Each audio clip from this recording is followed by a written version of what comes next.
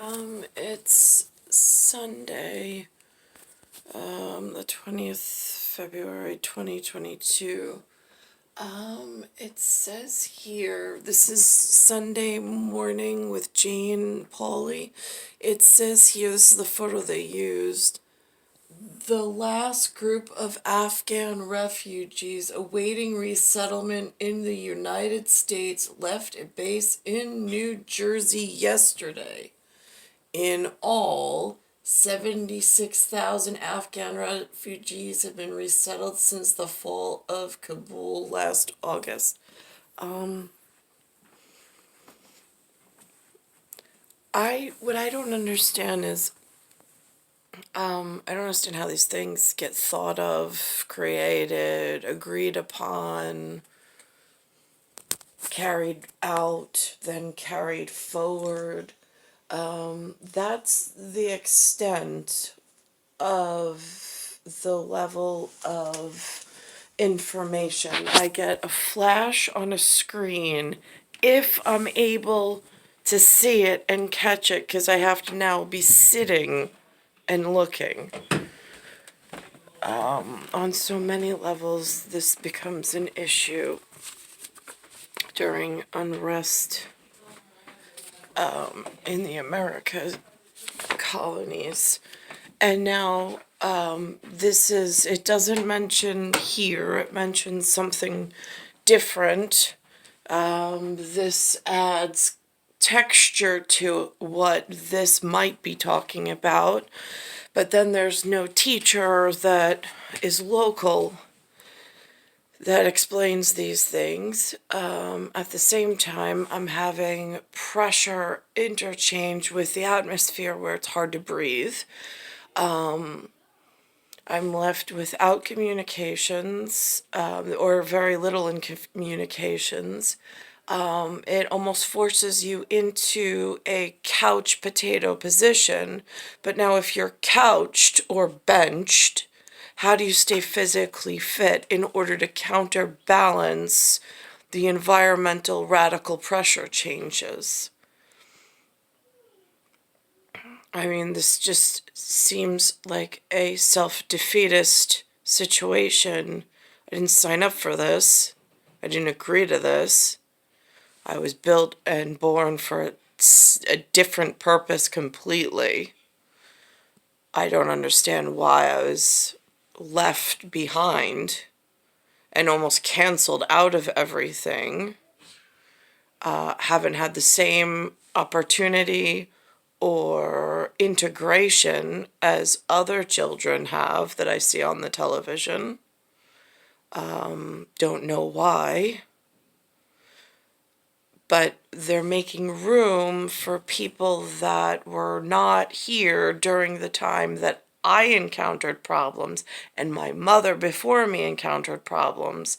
They're just making room for new bodies as if the old problems didn't already exist and get worse.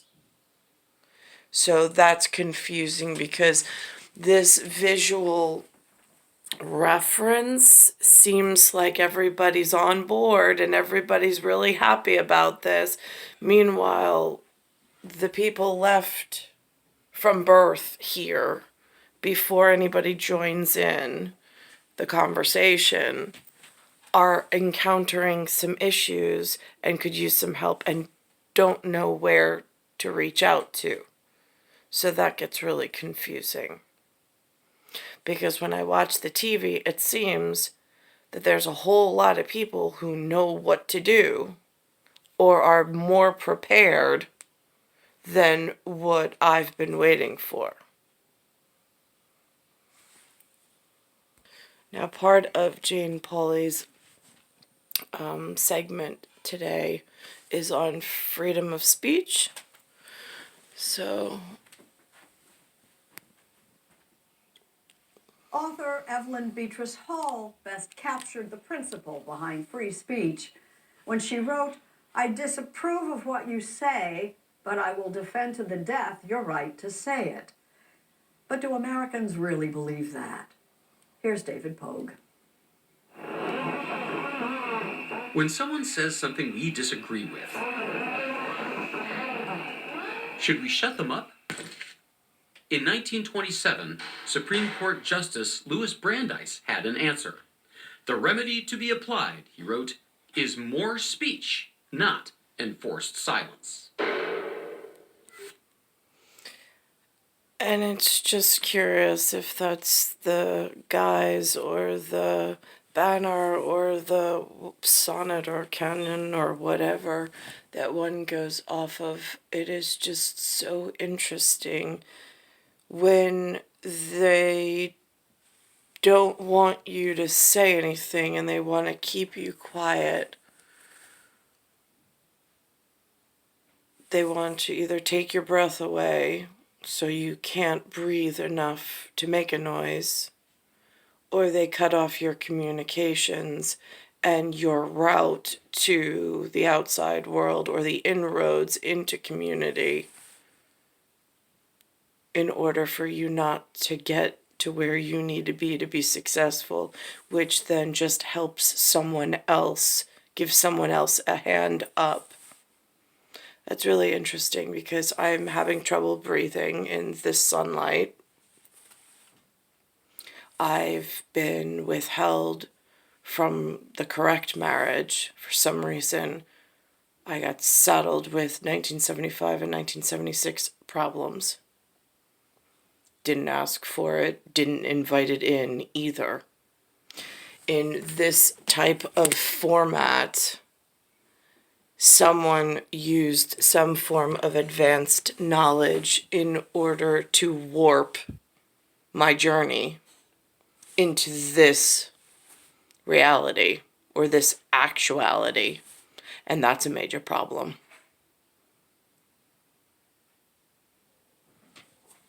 I arrived in Star 1978 after there was a 1977 star that arrived.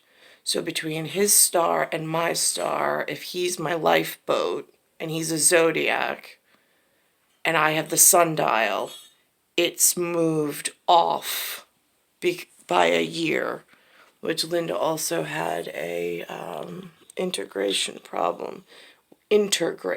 where she lost the first baby, and then I arrived in 1978 for whatever cosmological reason that happened. It's important. Well, in that case, the internet should have solved everything. It's nothing but more speech. And yet, lately, the news is full of stories about people trying to limit other...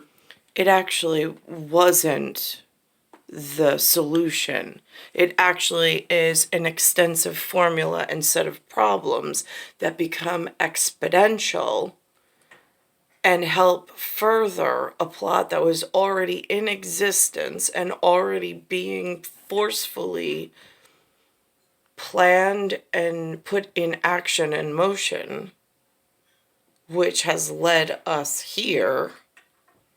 And it's way worse today than if it had been thwarted when it needed to prior to my arrival. People's expression. A proposed bill would regulate classroom discussion on race. Ban most discussions of sexuality and... So they put people on this online internet, and then through Ethernet, whatever, they put policy in certain places controlling this experimental whatever, which is a perimental. It's a very heady thought calculation in some kind of like I saw the other day they referenced a fish game. Why? So now policy goes into place in places, and they have a teacher on. She's afraid to teach. In my area, I don't know if the teachers are afraid to teach. In my area, they're just not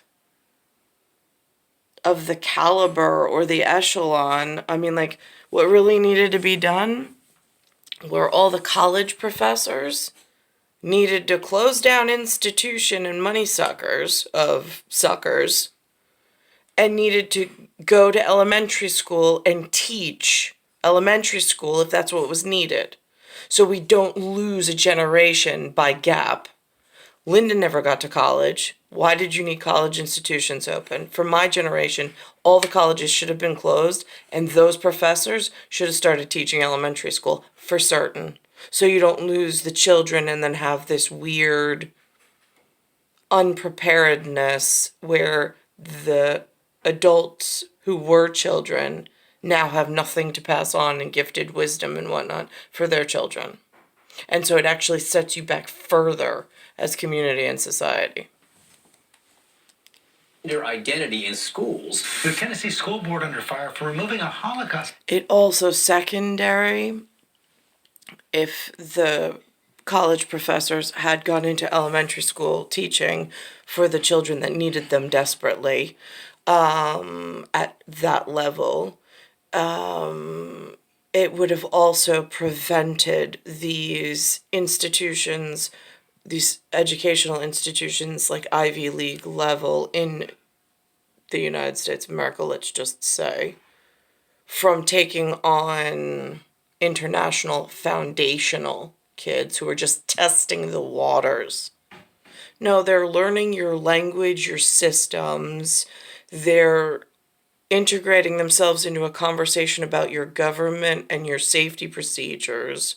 And they already have relatives elsewhere, which makes it a dangerous entanglement.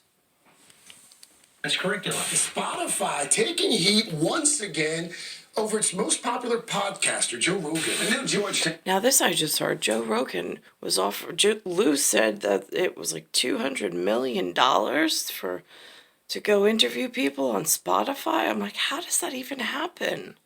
How do these people find these people to find them and to pay them for doing whatever it is that they do? Our law administrator has not even started his job yet, but he's already facing calls to be fired. I would argue that the culture of free speech is under attack in the U.S. And without a robust culture of free speech based on tolerance, the laws and constitutional protection will ultimately erode. Jakob Mshangama is the author of a new book that documents the history of free. I feel like everybody's written a book somehow. I don't know how this is. I don't know why this is. I don't know why it... I mean, like, all of these... They either have designed a website or they have a book or some integration between. I mean, it's too much to digest, quite frankly. Free speech. People both on the left and the right are sort of coming at free speech from different angles with different grievances that point to a general loss of faith in the First Amendment. The free speech erosion is even happening in schools. Since January Is it the erosion in free speech itself, or is it in the erosion in how practicing free speech amongst some degraded multi-whatever populace that is now infiltrated the area? I'm confused as to which way free speech is now not touted, or not tolerable, or not whatever. Because there is a very big difference with I need to know certain things, but I need to know it in a certain chain of command and in a certain method and methodology. And then throwing this gigantic melting pot in, and now all of a sudden I'm afraid to speak. I'm afraid to speak because I'm afraid of what the whatever is going to try to do in this ridiculous sue everybody for everything and punish them or throw them somehow in prison. Like, I mean, for what? For saying how they feel that something's not okay? I mean, it's a scary world right now. last year, Republican lawmakers have introduced more than 150 state laws that would restrict how teachers can discuss race, sexual orientation, and gender identity in the classroom. It's about making up false narratives to further a political goal of your own. Jennifer Given teaches high school history No idea what in that Hollis, means. New Hampshire. It's a really scary time to be a teacher. We're self-censoring. We are absolutely avoiding certain things and ideas in an effort to stay within the lines as best we understand. It sounds like you have somebody who's able and willing to teach children, wants to teach children, just hasn't been able to give whoever's in charge above her hasn't been able to give her the tools and access she needs in readiness and preparedness, because everybody's so big on this remote learning and this website phenomenon of really dumb, and they haven't focused on curriculum and passing knowledge from what we used to call the ancestors, the wisdom of the ancestors, and keeping some form of, it feels like it's just I don't want to say fraying apart, because Freya is something different in Norse mythology, but it's being frayed like a rug where the loom is coming undone and the edges of the carpet that was so tightly woven are just starting to whatever Understand them. in In multiple New Hampshire, sectors. a new law limits what teachers can say about racism and sexism, and a conservative group is offering a $500 bounty to anyone who turns in a teacher who violates it. The ghost of Senator McCarthy, I don't know who Senator McCarthy is, but the $500 bounty, like, I mean, again, is that the research and lobbyist kids? I mean, is that one of the good ones? Or is there even such a thing? How are they integrated into alive the and system? well in some of our state house hallways. What would happen to you if you did step afoul of this law? That can result in the loss of your license. And so I would not only be unemployable at my school, but I would be unemployable anywhere. But what I don't understand is this is New Hampshire, whose motto is live free or die. Yeah. There's a lot of emphasis on the or die part of late. That's a very serious frightening. issue. To me, that is so far off the rail. UC Berkeley professor John Powell is an expert on civil liberties and democracy. He's especially alarmed at the record number of books that are being banned in schools all over the country. Conservatives object to books about sex, gender issues, and racial injustice, and liberals object to books containing outdated racial depictions. You can't make the Holocaust a nice thing. It wasn't a nice thing. You can't make slavery a nice thing. That makes people uncomfortable. Yeah, from a first-hand, like, feels that way at this moment. That seems to be a pretty good word, because, like, there's short freedoms. It's not an integrated freedom. But I see a lot of people enjoy integrated freedom. I just don't understand why this part or place of the country that I'm in has been disintegrated. It should make people uncomfortable. The goal of education freedom, and he was very concerned of the government silencing people, that citizens had to have the right to express themselves. Now, who is this infamous government? For me at this point, I thought it was President Joe Biden. And that's who the president is supposed to be in the unrest in the American colonies. But the thing is that I'm in a place, I'm not all of America, I'm North America. So then that becomes confusing in all of this linguistical trying to teach myself so I can teach my children how to try to integrate themselves and to construct it so they don't get taken advantage of. Our laws have generally followed that guideline. In the U.S., public speech can't include obscenity, defamation, death threats, incitement to violence, harms. To this day, I can't swear on broadcast TV or strip. Now, did he learn that in journalism school? I'm just curious, because I don't see that inside of this at the moment. Strip completely naked.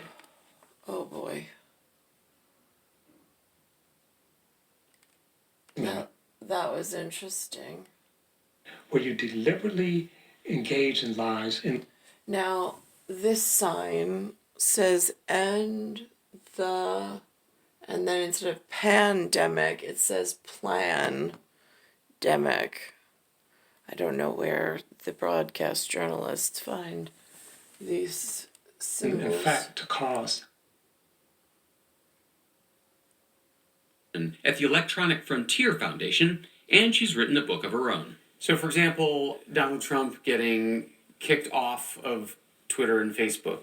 Is that censorship? Is that bad censorship? Is that good censorship? I think Trump getting kicked off of Facebook and Twitter is kind of complicated, but the thing that really Right, concerns me the most is that someone like, Actually, she makes a good point. even if we do feel that Trump should be silenced. I think Trump getting kicked off of Facebook and Twitter is kind of complicated, but the thing that really concerns me the most is that someone like Mark Zuckerberg, whom none of us elected, has the power to remove an elected official. I think that should really worry us, even if we do feel that Trump should be silenced. Now, here's a question. How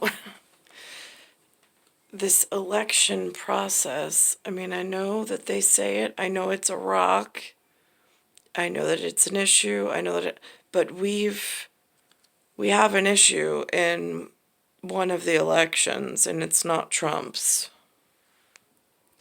Now, I found this interesting this morning. This map that they put up on Channel 2 with the sun. Are now in attack positions. They have this gentleman walking with this flag that I don't recognize. I'm not sure what that Defense means. Secretary Austin, visiting frontline NATO allies, described what This flag here. I mean, I don't even know how does one look up these flags. There's not like there's no manual, there's no to even watch a message. It doesn't have on the bottom, it doesn't have a label of what it represents. So then this gets really confusing, because then if that's what the pattern is, where is the other pieces of pertinent information for congruency of message? They are uncoiling and are now poised to strike. a former general and combat veteran, Austin said the satellite photos leave only one interpretation. It's apparent that he has made a decision and they're moving into the right positions to be able to conduct an attack. We believe that they will target Ukraine's capital, Kyiv, a city of 2.8 million innocent people. An attack on Kyiv could look like a Russian version of the shock and awe bombing the U.S. unleashed on Baghdad at the beginning of its invasion of Iraq. And again, I have no idea because I wasn't in front of a television at that point. Hang on a second. I want to find another piece. Now, I'm watching, I switched to Face the Nation. And this is the Vice President, Kamala Harris. But now, behind her, this is a flag that I can see both parts of it. In this particular, where they're really zooming in, it looks like just these two colors. I saw that flag being held up on a thing that I caught the other day about Ethiopia. So now I'm really confused as to the message she's giving. First of all, is this little patch up here the same? Is this the same up here as the gentleman who's walking down the carpet? Or is this supposed to symbolize to something else that was holding up just those two colors in some kind of a Jeep that they were mentioning the other day of like on the horn when they were jumping out of I don't even know what kind, I mean I would say airplane, but only because of my low level of knowledge of its exact word. But it looked like out of a cargo bay. That much. So that gets confusing. But that's my point, is that there's so much that, and then how is everybody reading this situation? When the camera angle is at that specific height. Let's see. That he does not stand alone, but insisted that even the threat of sanctions will work because they're directed at specific financial institutions and individuals close to President Putin. These are some of the greatest sanctions, if not the strongest, that we've ever issued. And it will exact absolute harm for the Russian economy and their government. And despite Zelensky. So now that's interesting, is where's the message coming from if they have somebody that they're using? If